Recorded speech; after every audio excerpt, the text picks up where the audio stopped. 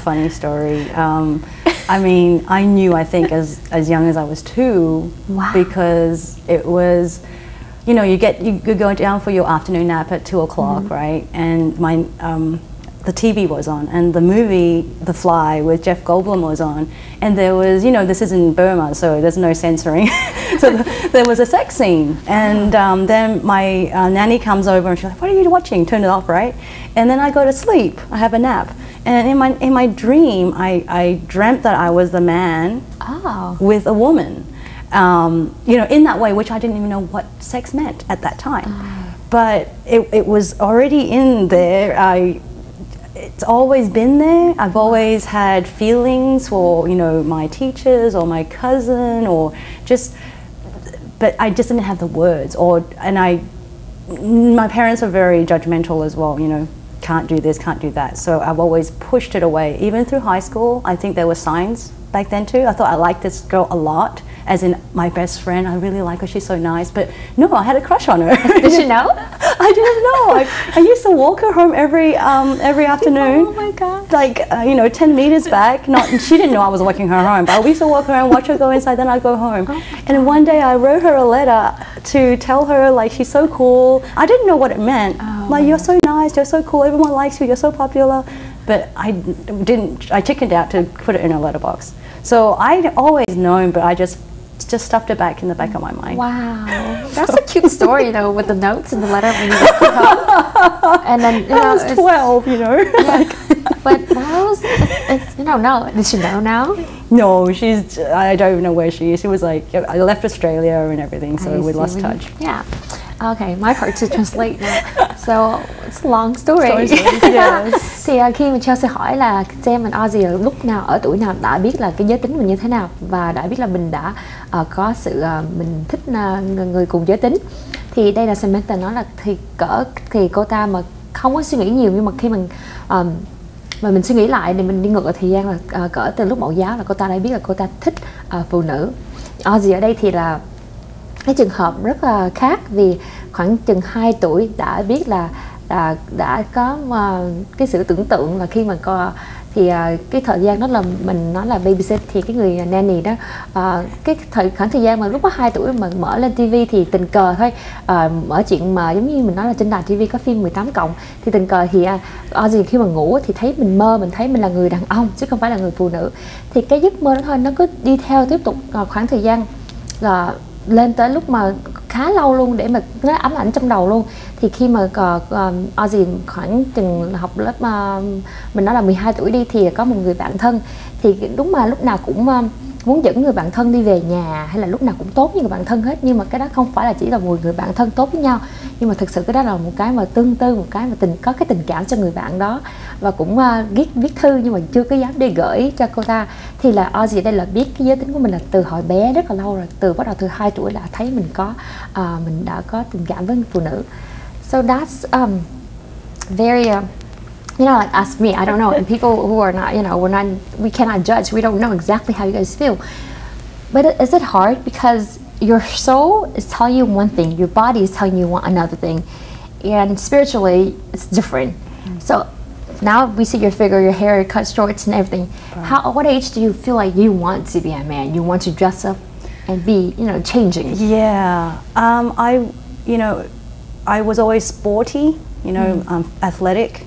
So I was always in sports gear, but gradually I had always seen myself as a guy on the inside.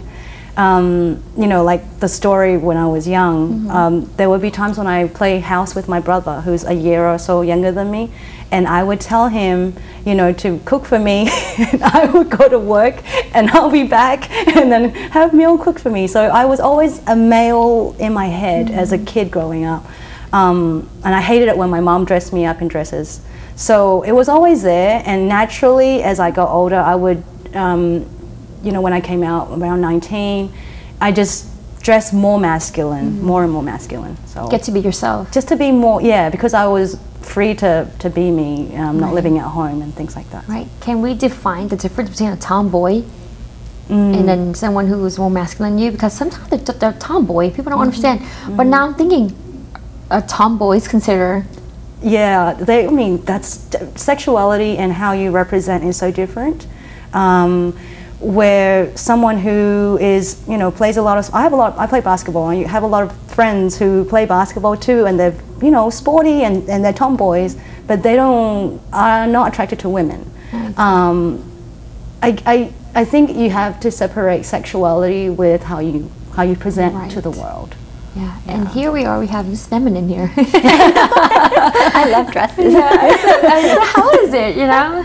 Yeah, I think it is interesting to be more feminine presenting, and something that I have noticed is that a lot of times a lot of the feminine or more feminine presenting women, they end up changing things about their appearance, such as their hair or just the type of clothing that they wear, because I think especially for those who are looking for a community or maybe someone to date or finding a partner, they then become invisible, and a lot of times there's just a lot of these feelings of, if you're feminine, there's a good chance that you're probably bisexual, or you're questioning, or at some point you're gonna go back to men. And so there's like this stigma, and it forces a lot of the more feminine women to end up changing their appearance, which gratefully I haven't done. I have fought all of that, but it is difficult at times.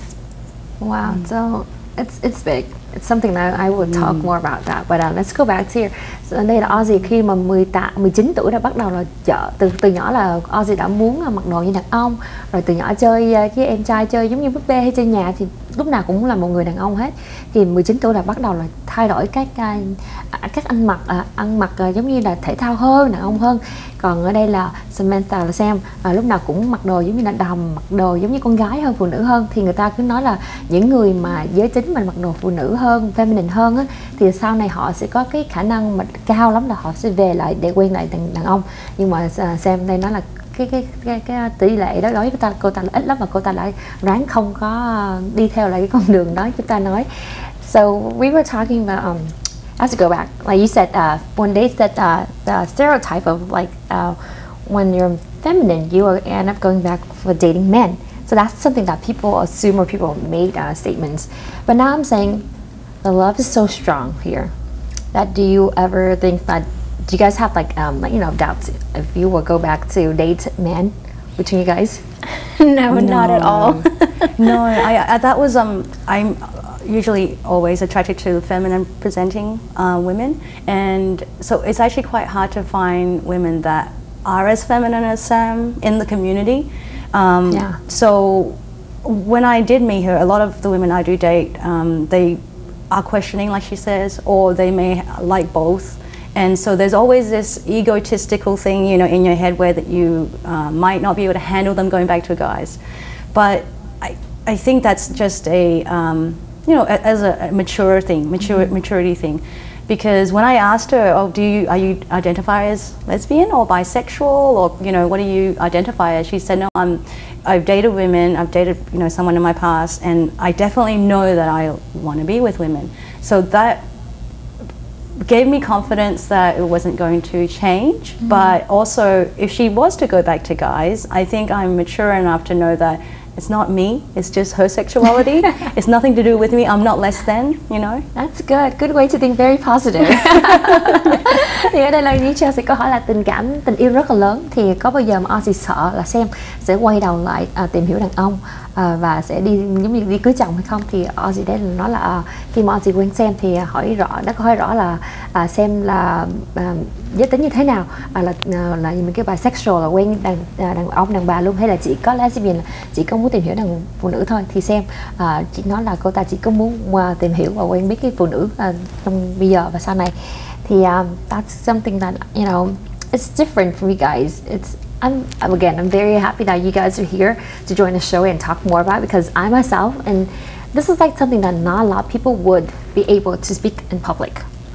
So is there any other messages out there that you want to send to the audience or to the viewers?